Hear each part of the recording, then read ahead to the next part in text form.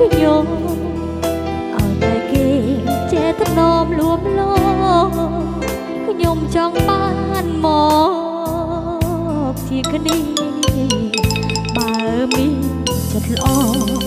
អាចជាបារោបុចិនដាជាវត្ថុបំណងប្រាថ្នាដែលខ្ញុំរងចាំជាយូរមកហើយអ្នកណាក៏ដោយឲ្យតែស្មងខ្ញុំមិនប្រកាន់ជាអ្នកណា